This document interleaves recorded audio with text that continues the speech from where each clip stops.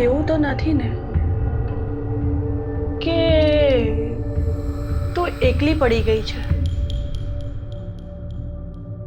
ના ના, હું એકલી તો નથી જ. હું છું ને મારી સાથે, અને હું હંમેશા મારી સાથે જ રહીશ. ઈશા નામ છે મારું. MA with Gujarati.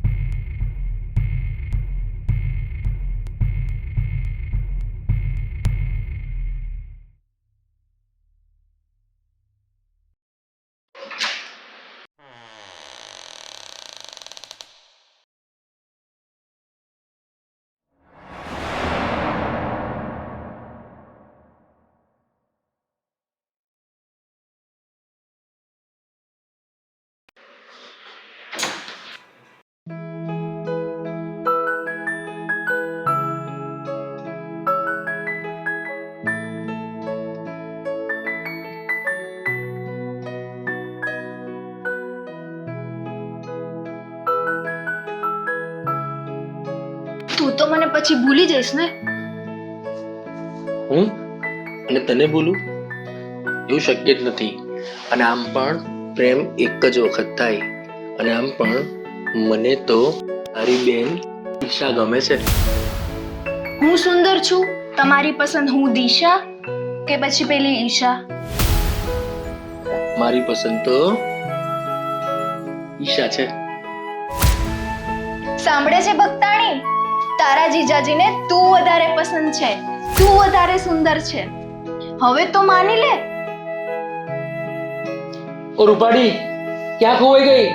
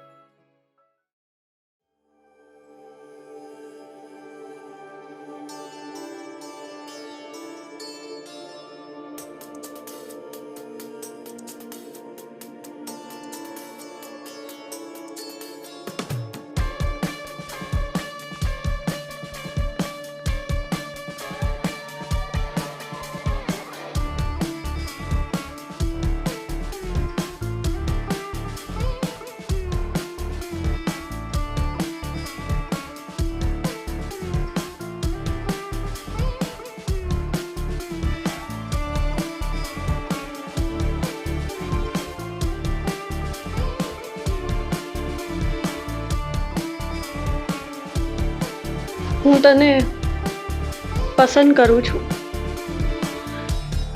પણ આમ તો જો, હું કહી નથી શકતી, પણ મને શરમ આવે છે. એક તો નજીક પણ આવે છે અને પાછી કે છે શરમ આવે છે.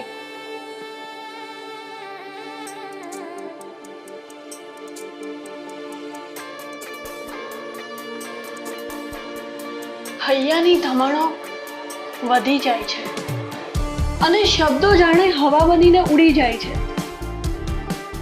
એટલે જ મારે આખો જન્મારો તમારી સાથે વિતાવવો છે. તમે બેઠા હો અને તમારી સાથે બહુ જ બધી વાતો કરવી છે, અને તમારા ખોળામાં માથું મૂકીને હું સૂઈ જાઉં.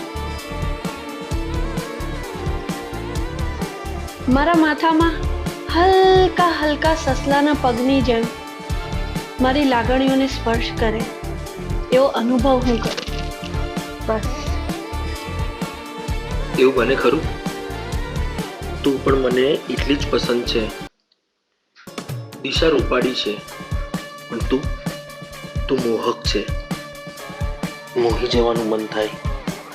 મધમાખી ઉડતી હોય ને એમાંથી રાણી મધમાખીને પકડી લઉં અને બધું જ મધ પી જાઉં. તારી શું ઈચ્છા છે?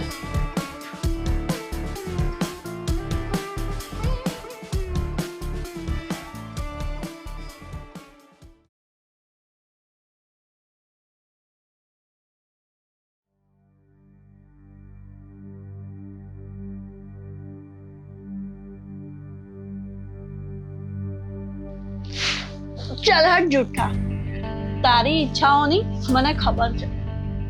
તું મને છોકરીમાંથી સ્ત્રી બનાવીશ અને સ્ત્રીમાંથી માં, અને માં બનીશ એટલે નવી મધમાખી અને નવો મધપૂડો શોધીશ. તારા ઉપર ભરોસો કરું તોય મરું, અને જો ના કરું તો બી મરું. કરું તો કરું શું? અમારું પણ એવું જ છે. સ્ત્રીઓ પર ભરોસો કરતા પહેલા પુરુષ વિચારતો નથી. ભરોસા પર ભરોસો મૂકીને ખપી જાય છે. એક એવા કોરા વાદળ પાછળ જે વરસવાનો નથી, તરસ મટાડશે. એવી જીજીવિષાઓ ઊભી કરશે કે તારા મૃગજળ પાછળ જ તરસ્યો રહેશે. હું કોણ છું તું જાણે છે ને? તું મારી ઈચ્છાઓનો અંત છે. અંત હું નથી, તું શરૂઆત છે. તો પછી મને શરૂ કરતા પહેલા અટકાવે છે કેમ? એ મારી મજબૂરી છે. તારી શરૂઆતનો અંત મારા પતનની શરૂઆત છે.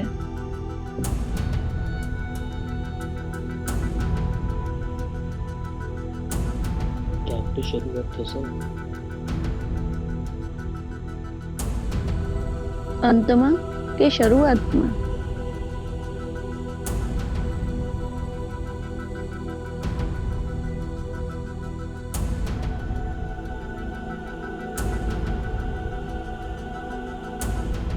પણ હું તો મધ્યમાં જ છું. ના તારી, ના મારી, ના દિશાની, ના મારા પતિની.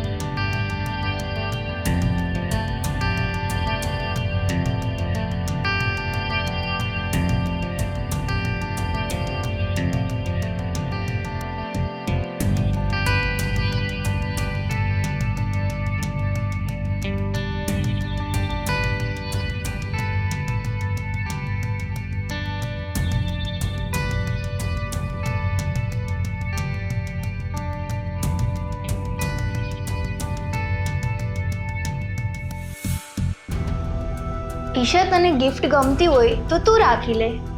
ધ્રુવ મને બીજી અપાવશે. હા, હમણાં આવ્યો ને ત્યારે તું ગિફ્ટ સાથે વાતો કરતી હતી. તને ગમતી હોય તો તું રાખી લે. આ તો હજી શરૂઆત છે.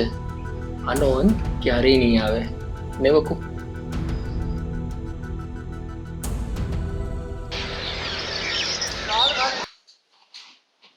ઈશા, જીજાજીનો ફોન આવ્યો હતો. એ એવું કહેતા હતા કે ઈશાને મૂકી જાઓ. આવે છે કાલે.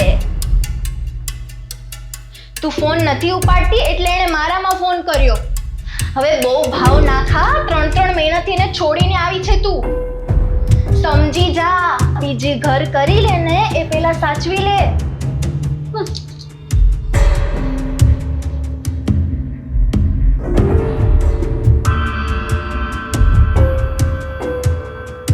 જો મમ્મી પપ્પા તારા લગ્ન કરીને ખુશ હતા ને, તું પણ રાજી હતી. હવે નથી મમ્મી નથી પપ્પા, તો તને કહેશે કોણ? સમજાવશે કોણ? ભલે હું નાની રહી, પણ પરણી ગઈ છું. આ દુનિયામાં હવે મારું છે કોણ? તારા અને ધ્રુવ સિવાય બીજું કોઈ નથી. તો હું 2 શબ્દ તને કહી શકું કે નહીં?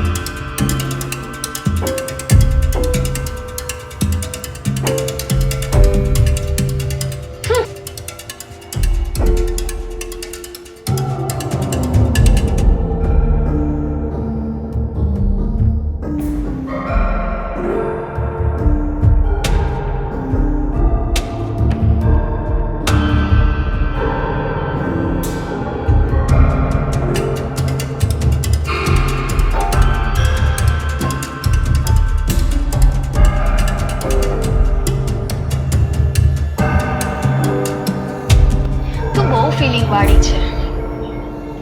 તું ઈચ્છે કે તું જેવું ઈચ્છે એવું દુનિયા તારી સાથે કરે, પણ એવું ના હોય. મને પણ ધ્રુવ નથી ગમતો, પણ જીવન જીવવા માટે પુરુષનો પડછાયો જરૂરી છે, એટલે મેં એનો સ્વીકાર કરી લીધો. હવે નિભાવે છૂટકો. તું પણ જીજાજીનો સ્વીકાર કરી લે. તે શું કીધું? ધ્રુવ તને નથી ગમતો?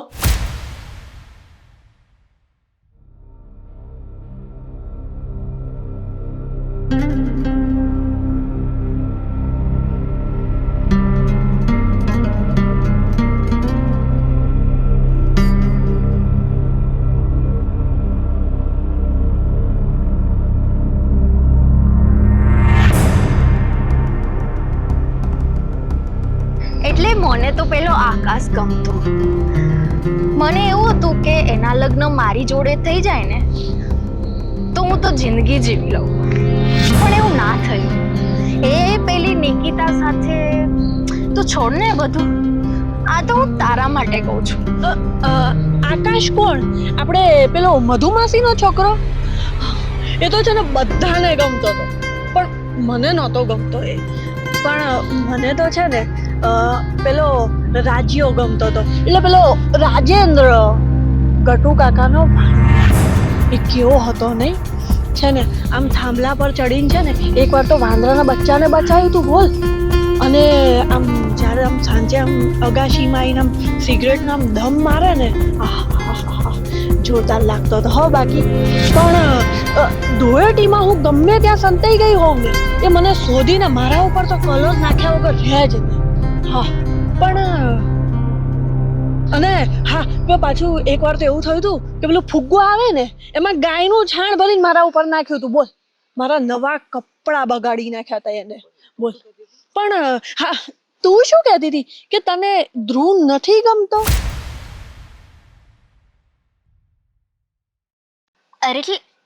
અરે એટલે એવું કે 100માંથી 90% પસંદ છે, પણ પછી તો એ ચલાવી લેવું પડે. એને પણ બીજી છોકરીઓ ગમતી હશે, પણ એ કહેશે નહીં. એ મને સાચવે અને મારી પસંદનો ખ્યાલ રાખે, હું એની પસંદનો ખ્યાલ રાખું. પણ બીજું તો પછી શું જોઈએ? પણ હું ધ્રુવ સાથે 1 મહિનો રહેવા માંગુ છું, બોલ. તારા 10% જેટલી જગ્યા મને મળે તો હું એ 90% ખાલી જગ્યા ભરી દઉં. બસ. મને ધ્રુવ હવે ગમતો થઈ ગયો છે, મને બહુ જ ગમે છે.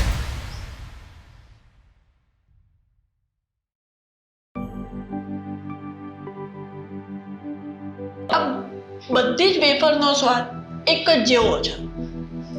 નામ ભલે અલગ અલગ હોય પણ મૂળ તો બટાકા જ છે ને. પણ એની ઉપયોગિતા કેટલી. મારી સ્કૂલમાં છે ને એક વિધિ હતી. એ વિધિ છે ને રોજ બટાકા પૌવા લઈને આવે અને પેલી ઢીલીમાં તો છે ને એને તો કંઈક અલગ જ ભાવે. ઘૂમરા સાથે બટાકા ભાવે. બોલ. અને તને યાદ હોય તો પેલી શ્યામા એ તો રોજ પરોઠા લઈને આવે, આલુ પરોઠા.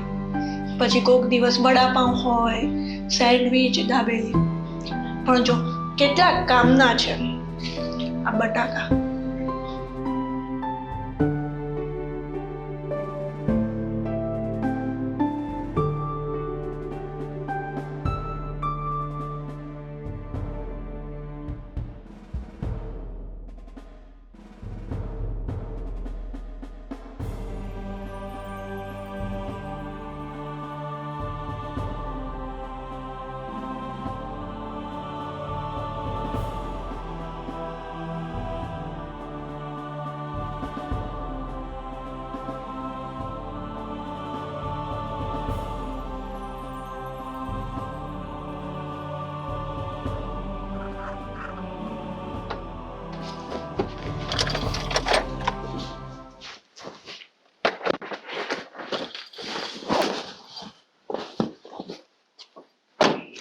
યસ, હા હું જરૂર આવીશ.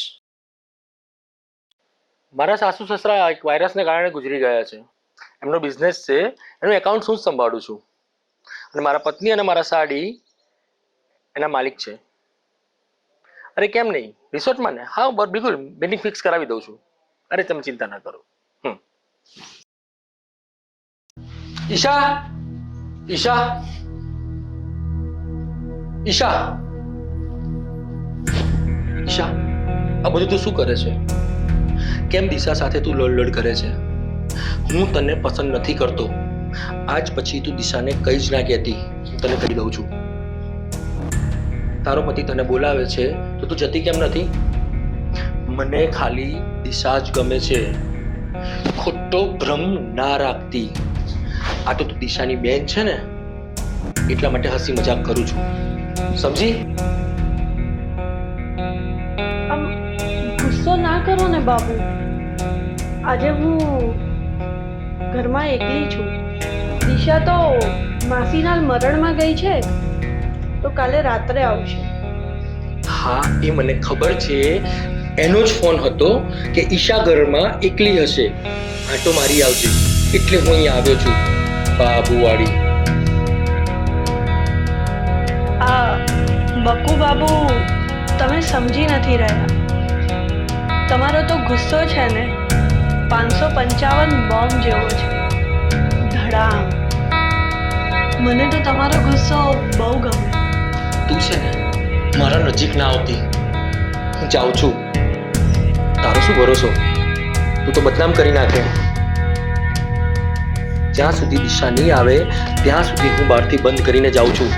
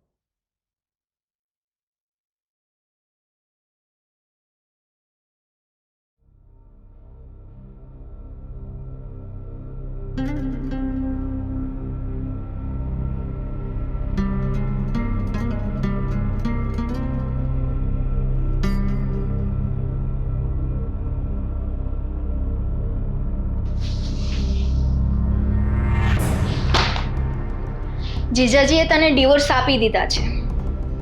એ હવે તને નહીં બોલાવે.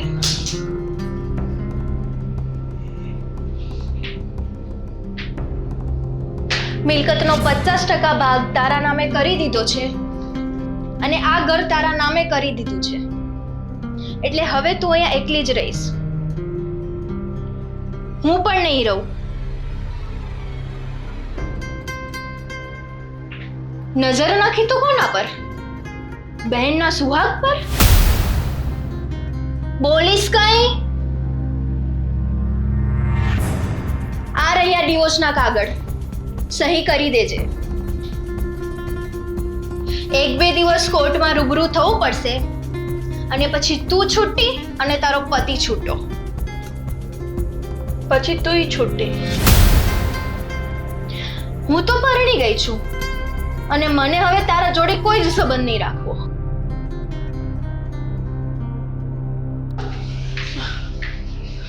અરે ઊભી તો રહે, સાંભળ તો ખરી. હું જે કહેતી હતી સાચું જ કહેતી હતી. મને જે લાગ્યું, મેં જે ફીલ કર્યું એ મેં કહ્યું. તને ખબર છે ધ્રુવમાં મને તારા જીજાજી દેખાય છે.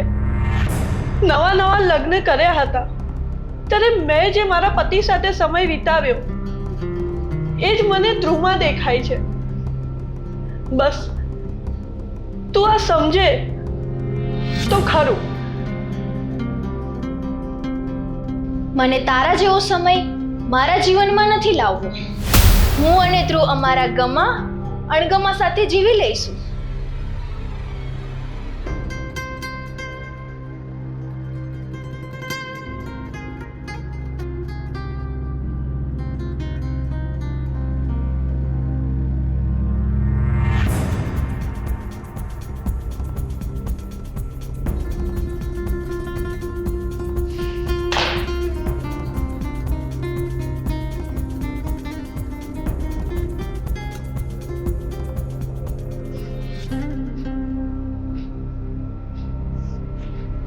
તું મને હવે જોતો પણ નથી. ઈશા, હવે આવા ડાયલા સારા નહીં યાર. પરણેને 3-4 વર્ષ થઈ ગયા. આ 3 મહિનાથી તું ઘરની બહાર છે. તું મને ફોન પણ નથી કરતો કે મારો ફોન રિસીવ પણ નથી કરતો. શું થઈ ગયું છે તને? કામ હોય કે નહીં યાર? અને આ તારા રોજના ચોંચલાઓના જવાબ આપતો ફરું હું. શું કરો છો, શું ખાધું, શું પહેર્યું, શું આમ કરશો તેમ કરશો યાર. કઈ વાત કરે છે તું તો. ચલ હટ.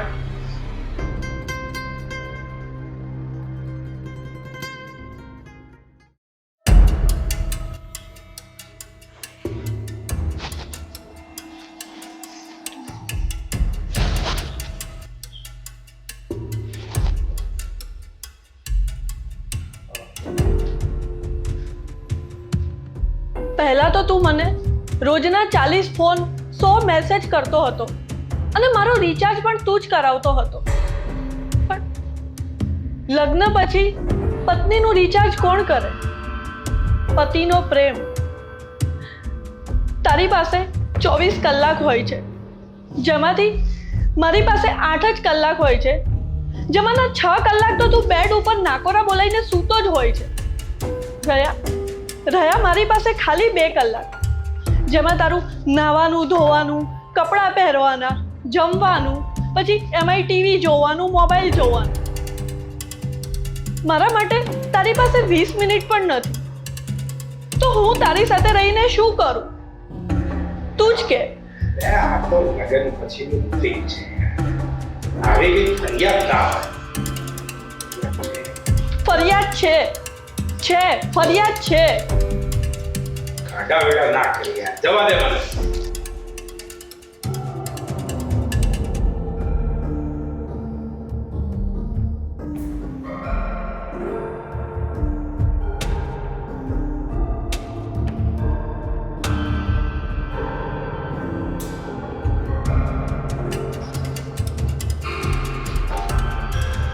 હું જતી રહીશ.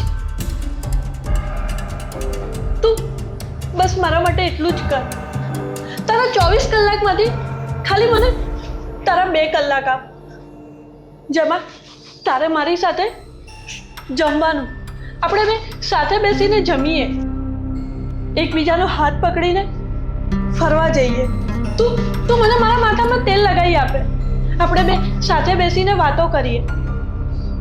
બસ તું મારા માટે આટલું કર. મારા શ્વાસમાં ઓક્સિજન ભરાઈ જશે, પણ તું જ મને કે હવા સાથે તારા વગર કેમ જીવવું, કે તું મને કે. પાગલ છે યાર, જોડે રહેવાની આવી તો કઈ શરતો હોય? તને ના ભાવતો હોય તો જતી રહે, મારા પર કોઈ હુકમ નહીં કરવાનો. જતી રહે, જતી રહે, જતી રહે અહીંથી. ના, જતી રહે. કોઈ આવ્યું નહીં, જે ગમ્યું મળ્યું નહીં. ઈચ્છાઓના સાગરમાં તણાઈ જવાયું, ડૂબી જવાયું, બધું જ ભૂલી જાઓ, બિનદાસ જીવ. આપણે જ આપણા જીવનના મુક્તા, કોઈ શું આપણને કહી જવાનું, એમ પણ વિચારીને ખુશ થવાયું, પણ જીવાયું નહીં.